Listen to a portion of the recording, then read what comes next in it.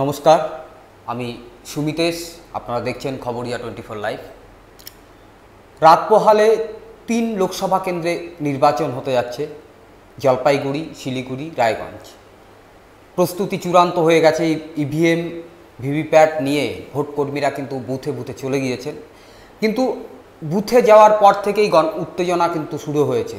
রায়গঞ্জের আমরা একটা চিত্র আমাদের কাছে ধরা পড়েছে, আপনাদের দেখাবো সেই চিত্র, যে কেন্দ্রীয় বাহিনীর দাবি অথচ সেখানে রাজ্য পুলিশ গিয়েছে। তার সেই অভিযোগে রাজ্য পুলিশকে ঘেরাও করে প্রথমে বিক্ষোভ দেখানো হয়, এরপরে সেখানে আরও রাজ্য পুলিশের কর্মীরা যায়, তাদের ঘিরেও বিক্ষোভ দেখানো হয়। একটা চরম উত্তেজনাকর পরিস্থিতির সৃষ্টি হয়। সেখানকার প্রিসাইডিং অফিসার তিনিও অসুস্থ হয়ে পড়েন সেই উত্তেজনার মধ্যে পড়ে। এটা হয়েছে রায়গঞ্জের কর্ণজোড়া ব্লকে এই ঘটনাটা ঘটেছে। বুথ হচ্ছে 35-এর 185 নম্বর বুথ, আব্দুল ঘাটা গ্রামের নাম। সেখানে এই ঘটনাটা ঘটেছে। আমরা সেই ছবি আপনাদের সরাসরি দেখাবো। কি উত্তেজনাকর পরিস্থিতি তৈরি হয়েছিল আপনারা দেখুন।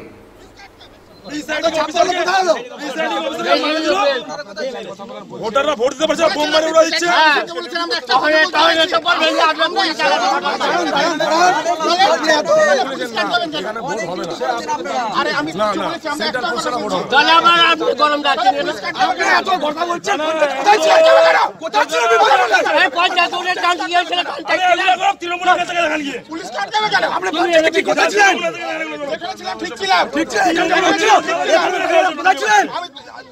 কথা মতো কি এখানে থাকতে হবে না? তাহলে আপনি একটা কথা বলছেন,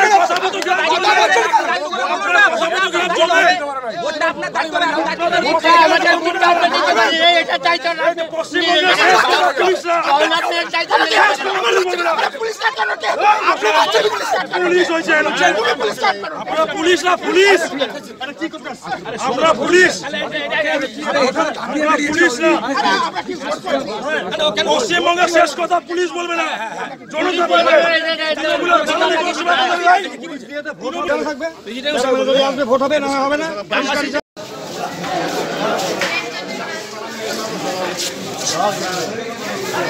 আরে এটা করবে না।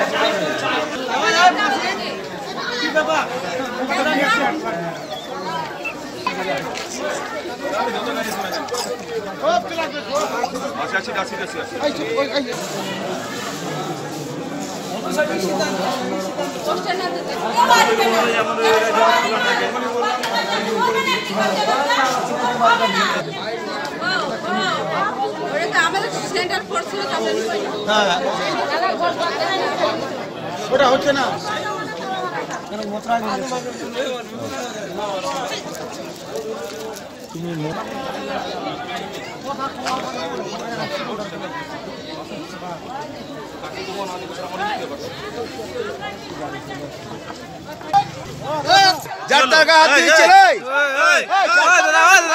কি হলো? সাংবাদিকের গায়ে হাত দিচ্ছেন কেন?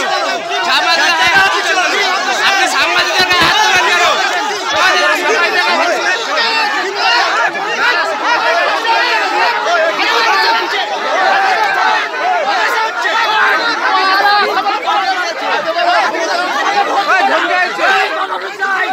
ভোট হবে না, এখানে ভোট হবে না, পুলিশ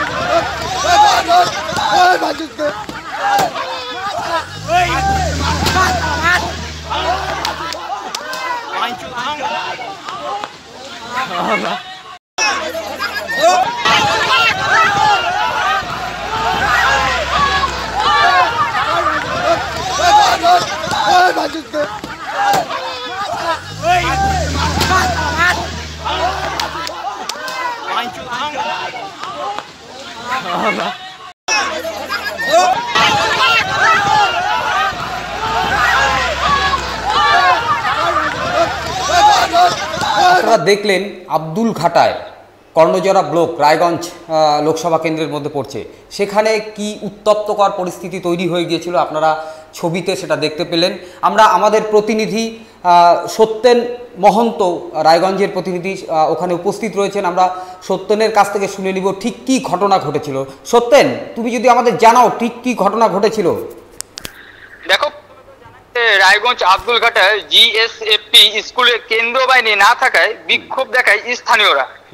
ভোট কর্মীরা ও রাজ্য পুলিশকে বুথে ঢুকতে বাধা দেয় স্থানীয়রা এবং তারই পরিপ্রেক্ষিতে ওখানে অসুস্থ হয়ে পড়েন প্রিসাইডিং অফিসার।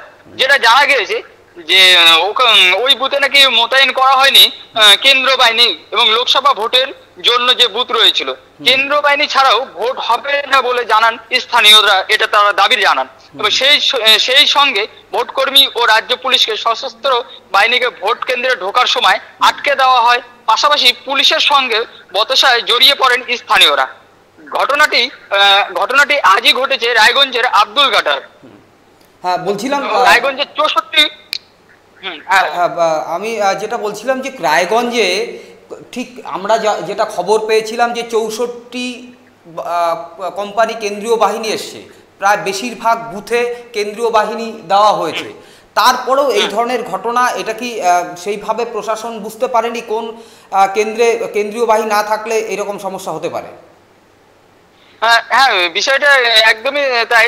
যেরকম প্রশাসন জানিয়েছিল যে 78% বুথে আর কি কেন্দ্রীয় বাহিনী থাকছে, আর বাদ বাকি রাজ্য পুলিশ সশস্ত্র বাহিনীর দ্বারাই সেখানে ভোট করানো হবে বলে এটা প্রশাসন মহল থেকে জানানো হয়েছিল। কিন্তু আজ যেখানে ঘটনাটি ঘটেছে আব্দুল ঘাটায়, সেখানে পঞ্চায়েত ভোটে একটা মানে তুমুল একটা আকার ওখানে ধারণ করেছিল এবং তারই পরিপ্রেক্ষিতে ওখানে কিন্তু আজকে সাধারণ মানুষরা সেই বিক্ষোভ দেখায় ভোট কর্মীদের এবং পুলিশ প্রশাসনদেরকে, তাদেরকে ওখানে ঢুকতে বাধা দেওয়া হয়। আর বলছিলাম যে এমনি অন্যান্য যে সামগ্রিক পরিস্থিতি, সেটা নিয়ে যদি আমাদের, কত ভোটার আছে, কার কার মধ্যে মূলত লড়াই হচ্ছে, সেটা যদি আমাদের একটু জানাও।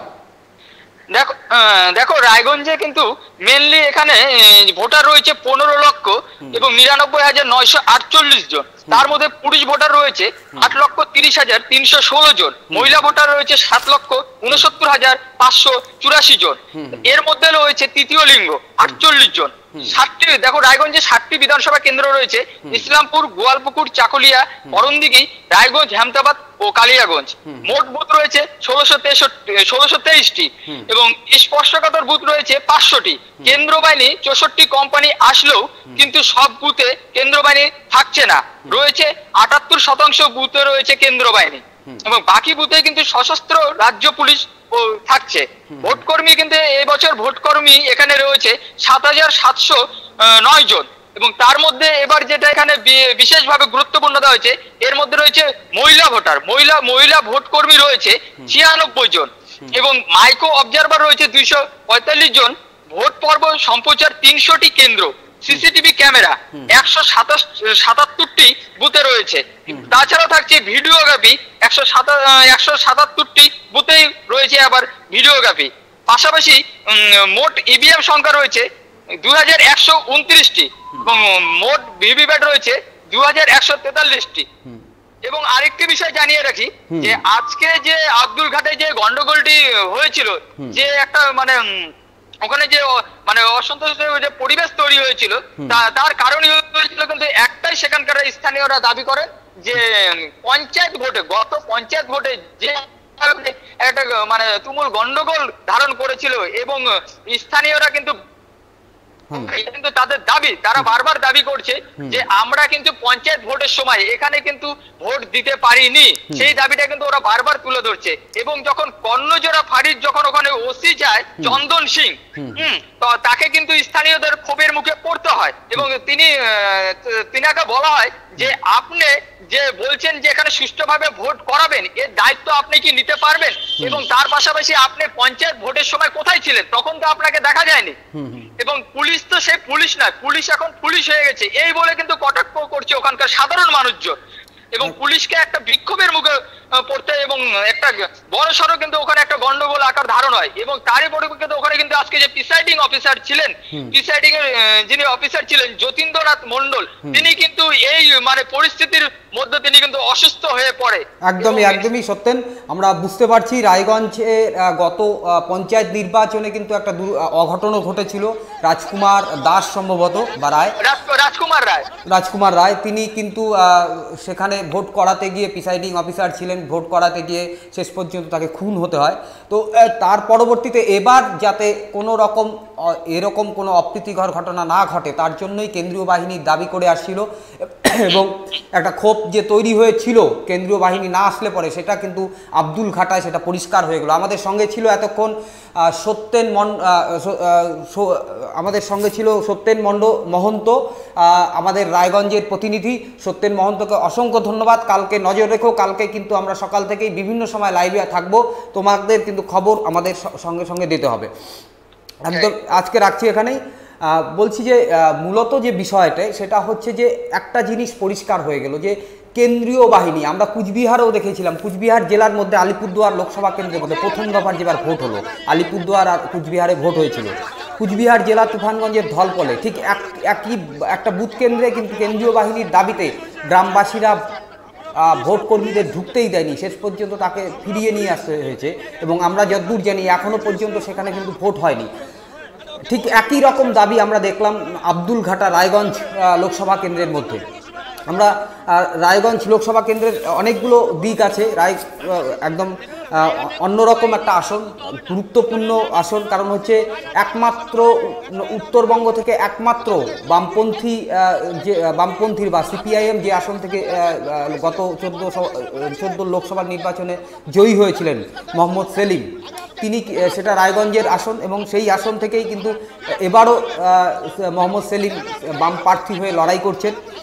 পাশাপাশি রয়েছেন কংগ্রেস পার্টি। সেবার কিন্তু একটা গুরুত্বপূর্ণ বিষয় ছিল যে কংগ্রেসের সঙ্গে বামেদের একটা জোট ছিল, এবার কিন্তু সেটা নেই ওই লোকসভা কেন্দ্রে। সেখানে কংগ্রেস প্রার্থী হয়েছেন দীপা দাসমুন্সি, এছাড়াও আছেন কানাইলাল আগরওয়াল তৃণমূল কংগ্রেসের প্রার্থী এবং বিজেপির প্রার্থী দেবশ্রী চৌধুরী। মূলত এই 4টা দলের মধ্যে সব মিলিয়ে 14 জন প্রার্থী, কিন্তু 4টা দলের মধ্যে মূল লড়াইটা হচ্ছে। আমরা রায়গঞ্জের সম্পর্কে যতটা জানি এবং রায়গঞ্জে কিন্তু সবার নজর থাকবে, কারণ রায়গঞ্জ হচ্ছে রাজনৈতিকভাবে পঞ্চায়েত নির্বাচনে যে উত্তেজনা দেখা দিয়েছিল সেটা এবার লোকসভা নির্বাচনে থাকে কিনা সেটা কিন্তু অবশ্যই থাকবে। তবে আমাদের সবথেকে একটা ভালো দিক রয়েছে যে সেখানকার জেলা শাসক রয়েছেন, জেলা শাসক কিন্তু একটা বক্তব্য রেখেছেন এবং তিনি শান্তিপূর্ণভাবে ভোট হবে তার কিন্তু আশ্বাস দিয়েছেন। আমরা জেলা শাসক অরবিন্দ কুমার মিনার একটা বক্তব্য আছে, সেটা একটু শুনে নেব।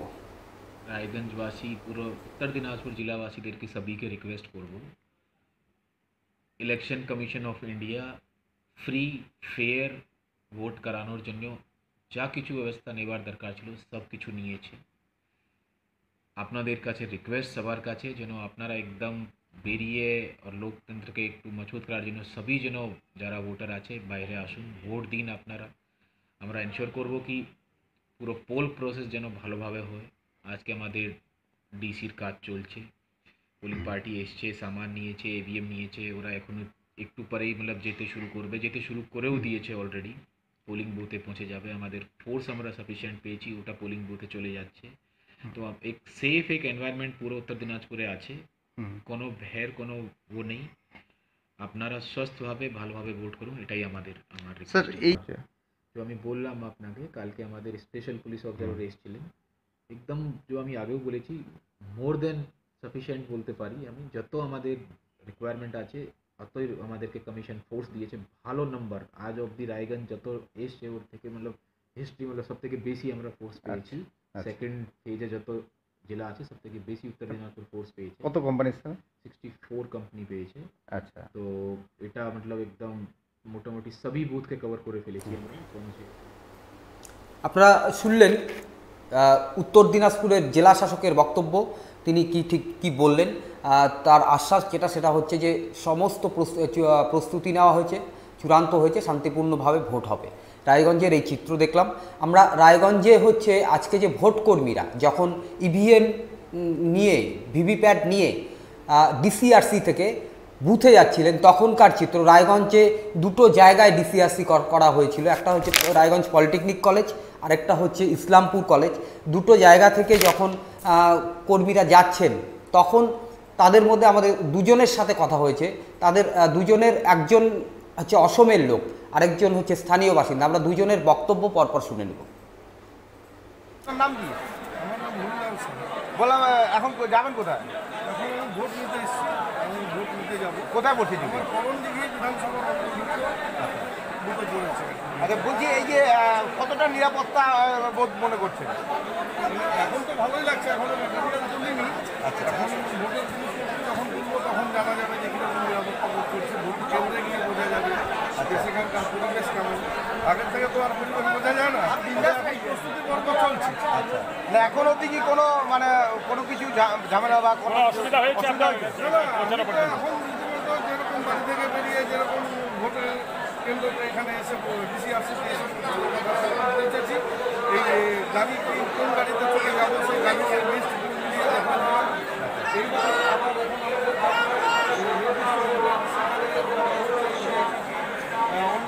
পার্টিরা রয়েছে তাদের সঙ্গে মিলিত হয়ে ভালো করে বুঝে নিয়ে তারপরে দুটাই দিয়ে ভোটের পরিবেশটা জানা যাবে যে আমরা কীরকম सवाई 21 को एपीएससी कैसा लगता है जब वोट ड्यूटी करने के लिए? अच्छा लग रहा है, फर्स्ट टाइम एक्सपीरियंस है। First time? नया फेसबुक लगाया। अच्छा, कहाँ पर ड्यूटी पर आया है? सवाई 21 को अच्छा, फर्स्ट टाइम है आपका? फर्स्ट टाइम मैं बंगाल में आया हूँ। फर्स्ट टाइम मैं असम से होकर आया हूँ। 2 महीना हुआ है बंगाल आया हुआ। कहाँ से आए आप? असम से आया हूँ। सवाई 21 को एपीएससी कैसा लगता है जब वोट ड्यूटी करने के लिए? अच्छा लग रहा है, फर्स्ट टाइम एक्सपीरियंस है। আপনি যে অ্যাপয়েন্টমেন্ট লেটার পেয়েছেন সেটি আপনি করেছিলেন, আপনার যাবতীয় কাজ সেই কাগজেই হবে। ওই কাগজ আপনারা দুই ভোট কর্মীর বক্তব্য শুনলেন। আমরা চলে যাব এখন। আমাদের সঙ্গে যুক্ত রয়েছেন আমাদের ওয়ার্কিং এডিটর গৌতম সরকার। গৌতম সরকারের কাছে আমরা এই যে উত্তরবঙ্গের যে 3টি লোকসভা কেন্দ্রে ভোট হতে চলছে আগামীকালকে, সেই 3টি কেন্দ্রের কি চিত্র রয়েছে, এবং গৌতমদাকে একটা বিষয়, গৌতমদা যে আমাদের একটু পুরো রায়গঞ্জ, দার্জিলিং এবং জলপাইগুড়ি কীরকম ঠিক চিত্র রয়েছে আমাদের সামনে যদি একটু তুলে ধরেন। দেখো, যেটা বলা প্রয়োজন সেটা হচ্ছে দার্জিলিং অত্যন্ত গুরুত্বপূর্ণ একটা জায়গায় যাচ্ছে, যে খোদ প্রধানমন্ত্রী দার্জিলিং লোকসভা কেন্দ্রের অধীন শিলিগুড়িতে এসে বৈঠক করে গেছেন। বিজেপি সর্বভারতীয় সভাপতি অমিত শাহ কালিম্পং এ এসে বৈঠক করেছেন। অন্যদিকে মুখ্যমন্ত্রী মমতা বন্দ্যোপাধ্যায় তিনি 5টি সভা করেছেন দার্জিলিং লোকসভা কেন্দ্রের মধ্যে। তো বোঝাই যাচ্ছে যে বিবদমান দুই পক্ষ কতটা গুরুত্ব দিচ্ছে এই কেন্দ্রকে।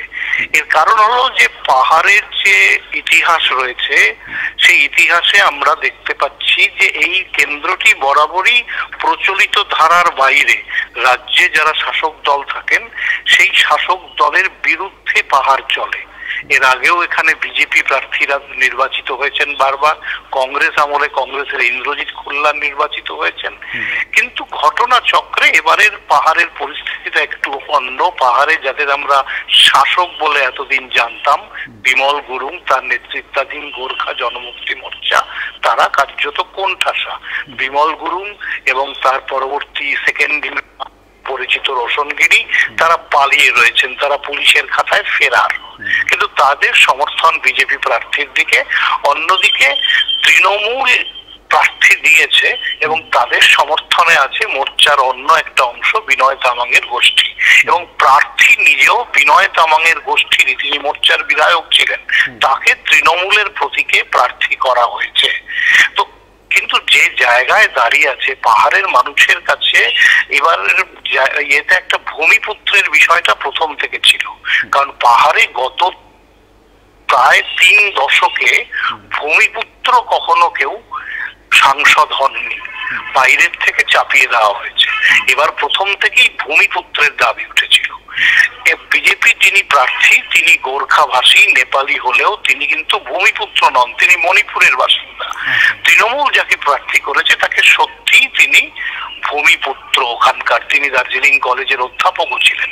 কিন্তু পাহাড়ের মানুষের একটা বড় অংশ তারা কিন্তু এখনো এটা মেনে নিতে পারছেন না। তাদের কাছে তিনি তৃণমূলের প্রার্থী, পাহাড়ের ভূমিপুত্র হলেও তিনি তৃণমূলের প্রার্থী, পাহাড়ের নিজস্ব দলের প্রার্থী নন। এইখানে একটা সমস্যা হয়ে রয়েছে। আবার আমরা দার্জিলিং লোকসভা কেন্দ্রের যদি সমতল এরিয়ার দিকে তাকাই, তাহলে সমতল এরিয়াতে কিন্তু তৃণমূলের সংগঠন সেইভাবে কিছু নেই। সেখানে দেখা যাচ্ছে যে ওখানে শিলিগুড়ি কর্পোরেশন সিপিএম এর দখলে, শিলিগুড়ি কি বলে নকশালবাড়ি কেন্দ্রে কংগ্রেসের বিধায়ক রয়েছেন, ফাঁসিগাঁওয়াতে কংগ্রেসের বিধায়ক রয়েছেন। ফলে তৃণমূলের সংগঠন যদি কিছু থাকে তাহলে দার্জিলিং লোকসভা কেন্দ্রের অধীন চোপড়ায় রয়েছে। ফলে পাহাড়ের ভোট দিয়ে যে বিজেপি জিতে যাবে কিংবা সমতলের ভোট দিয়ে যে তৃণমূল জিতে যাবে সেরকম কিন্তু পরিস্থিতি উভয় দলেরই নেই। ফলে একটা অনিশ্চিতকর পরিস্থিতির মধ্যে রয়েছে। সেখানে কিন্তু ডিসঅ্যাডভান্টেজ এখনো পর্যন্ত তৃণমূলই। আচ্ছা, আর জলপাইগুড়ি রায়গঞ্জ নিয়ে কি পরিস্থিতি থাকতে পারে?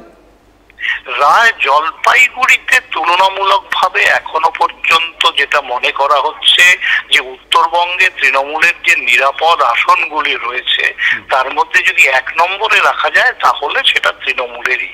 কিন্তু এই শেষ মুহূর্তে জলপাইগুড়ি থেকে যে খবর আমি পাচ্ছি তাতে যেটা দেখা যাচ্ছে বামপন্থীরা কিন্তু সিপিএম বিশেষ করে তাদের ভোট ধরে রাখতে পারছে না।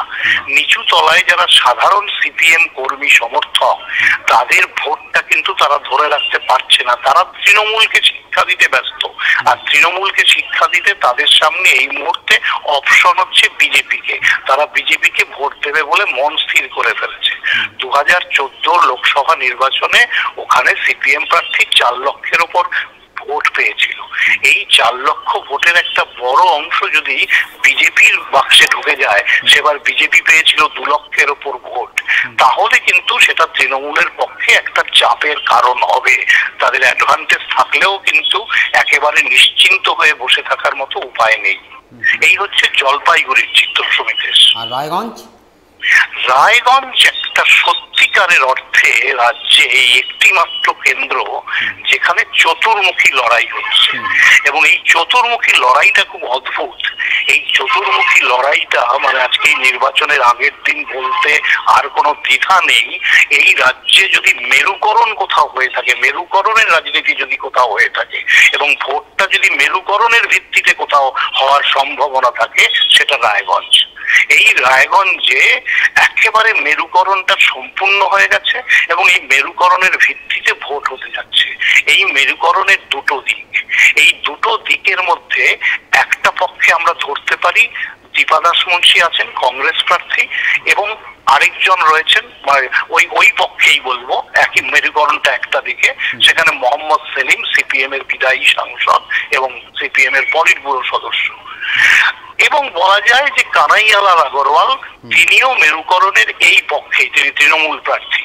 আর মেরুকরণের আগের আরেকটি পক্ষে একা বিজেপি, সেইখানে হয়েছে দেবশ্রী চৌধুরী বিজেপির, এবং তিনি একেবারে আরএসএস এর ঘরের লোক।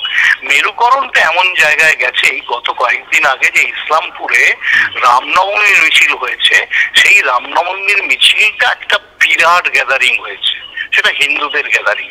আবার তার পাশাপাশি মোহাম্মদ নবীর জন্মদিন উপলক্ষে ইসলামপন্থীদের যে জুলুসটা হয়েছে, সেই জুলুসও ব্যাপক মাত্রায় শক্তি প্রদর্শন করেছে।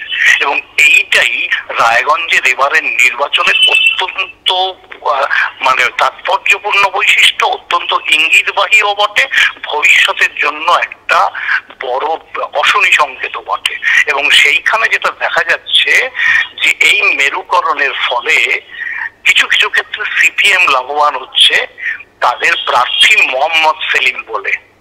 আর অন্যদিকে কারণটা হচ্ছে কংগ্রেসে এই মুহূর্তে মানে দীপা দাস মুন্সি ছাড়া নিচু তলায়, এবং মোহিত সেনগুপ্ত যিনি জেলা কংগ্রেস সভাপতি, নিচু তলায় কংগ্রেসের এমন কোন নেতা নেই যিনি ভোটটা কংগ্রেসের বাক্সে ধরে আনতে পারবেন।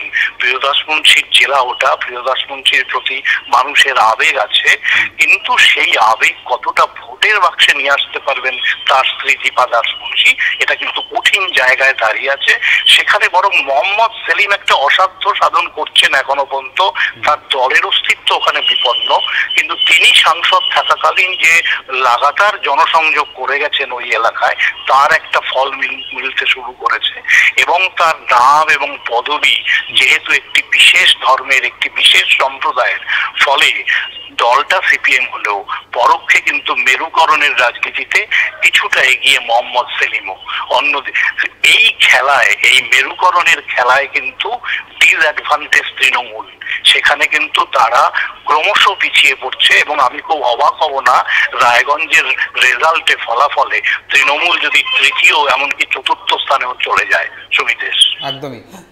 গৌতম দা, অসংখ্য ধন্যবাদ।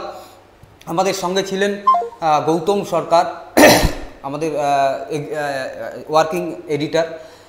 পাশাপাশি হচ্ছে গৌতমদার বক্তব্য শুনলেন, বক্তব্য আপনাদের সামনে সরাসরি কথা বললেন গৌতমদা, বিভিন্ন প্রসঙ্গ আসলো, এবং সবথেকে শঙ্কার বিষয় যেটা, সেটা হচ্ছে গৌতমদা যেটা তুলে ধরার চেষ্টা করলেন, সেটা হচ্ছে যে মেরুকরণের রাজনীতি, যেটা রায়গঞ্জে মারাত্মক আকারে দেখা দিয়েছে, এবং সেটা কিন্তু আগামী দিনে গোটা বাংলায় যদি ছড়িয়ে পড়ে সেটা অশনি সংকেতই বটে।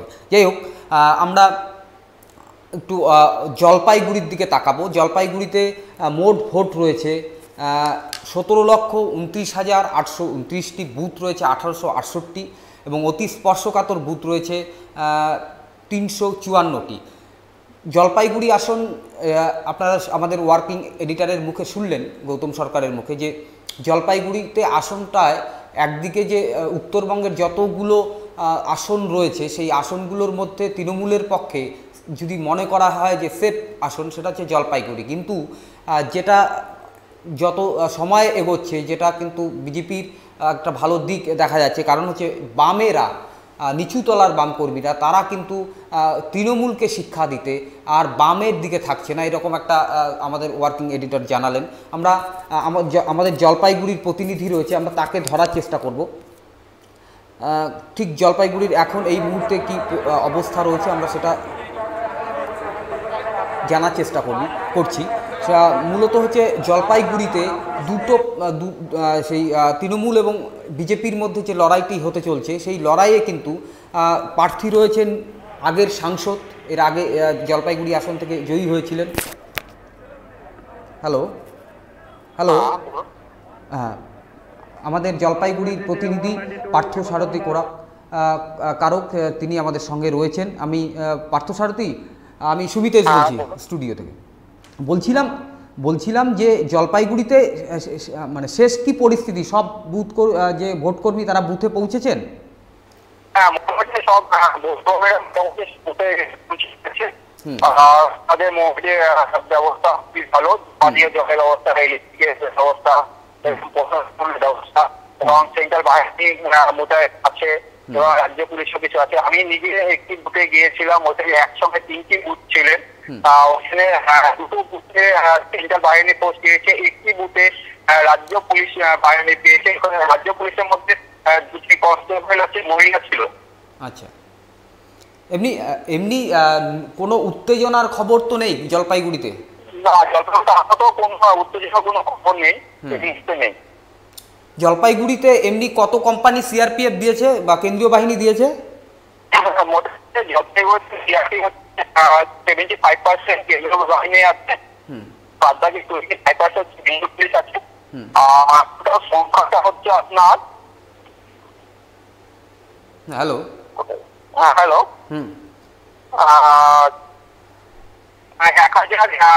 1401।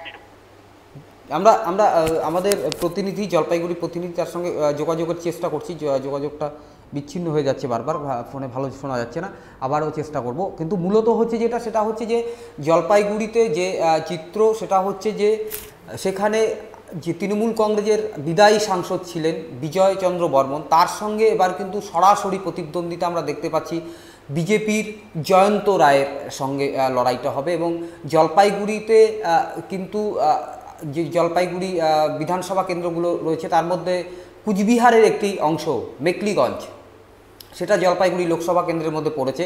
মেকলিগঞ্জ কুচবিহার জেলার মধ্যে হলেও মেকলিগঞ্জ জলপাইগুড়ি লোকসভার কেন্দ্রের মধ্যে পড়েছে, মেকলিগঞ্জ বিধানসভা এলাকা। আপনারা জানেন যে পরেশ অধিকারী একসময় মেকলিগঞ্জ থেকে বিধায়ক হয়েছিলেন, তিনি কিন্তু তৃণমূল কংগ্রেসে ফরওয়ার্ড ব্লক ছেড়ে তৃণমূল কংগ্রেসে যুক্ত হয়েছেন এবং এখানের ভোট পর্ব মিটে যাওয়ার পরেই পরেশ অধিকারী কিন্তু মেকলিগঞ্জ গিয়ে ব্যাপকভাবে প্রচারে নেমেছেন। কতটা তার একসময় বিধায়ক থাকার এবং স্থানীয় মানুষ হওয়ার সুবাদে কতটা ভোট বেশি করে তৃণমূলের বাক্সে আনতে পারেন সেটা কিন্তু এবার দেখার বিষয় মেকলিগঞ্জ নিয়ে।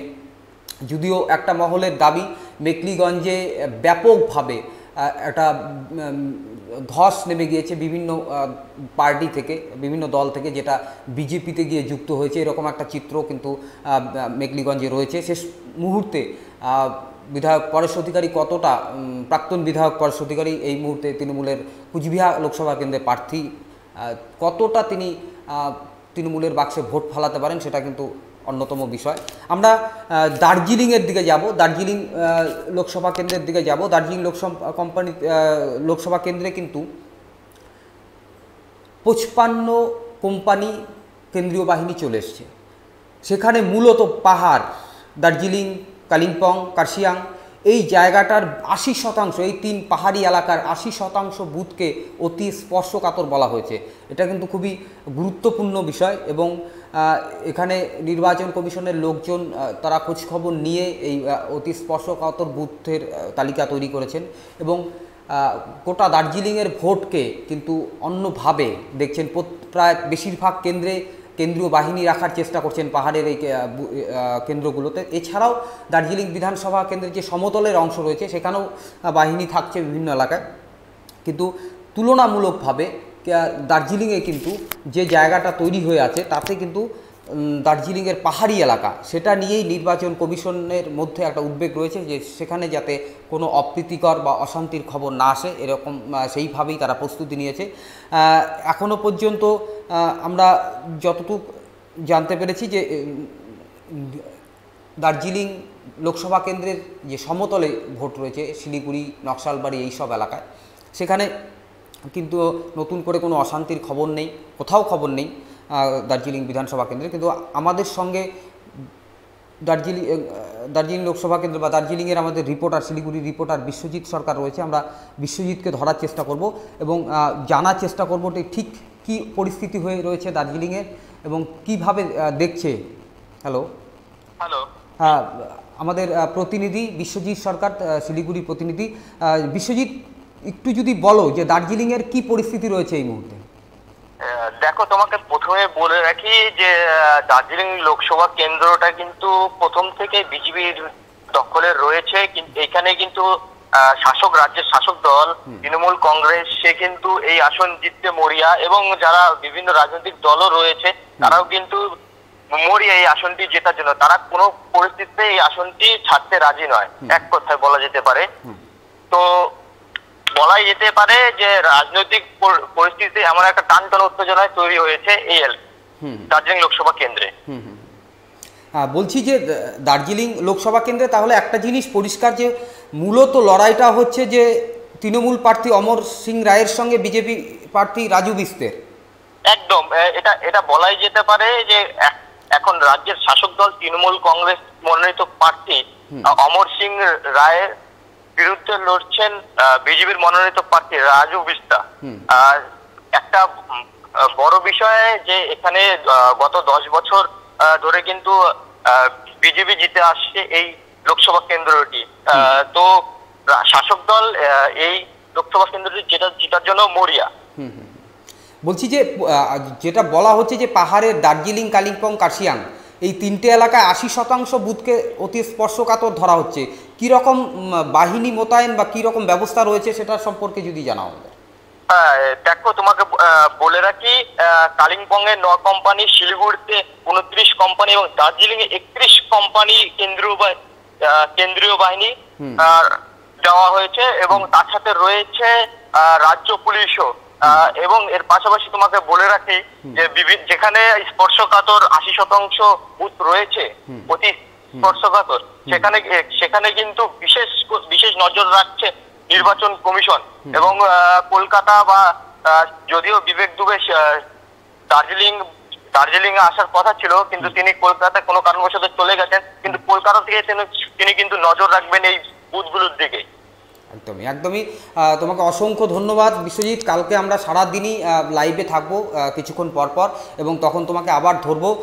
আজকে মূলত যে বিষয়টি হচ্ছে যে দার্জিলিংয়ের যে চিত্র, সেটা হচ্ছে যে সেখানে কিন্তু পাহাড়ি বুথগুলোকে অতি স্পর্শকাতর বুথ হিসাবে চিহ্নিত করা হয়েছে বেশিরভাগ বুথকে।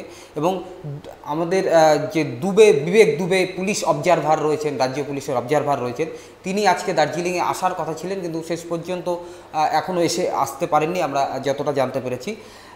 তো পুরো বিষয়টাকে পাহাড়ের ভোটের দিকে কিন্তু নির্বাচন কমিশন ব্যাপকভাবে নজরদারি রাখছে, এটা কিন্তু আমরা দেখতে পাচ্ছি। আমরা আগামীকালকে আপনাদের সারা দিন কি হয়, 3 জেলার 3 যে লোকসভা কেন্দ্র তার সেই ভোট নিয়ে কি পরিস্থিতি দাঁড়ায়, কোথায় কি ঘটনা ঘটছে, আপনাদের প্রতি মুহূর্তে জানানোর চেষ্টা করব। আপনারা অবশ্যই আমাদের সঙ্গে থাকবেন। আজকে এখানেই রাখছি, নমস্কার।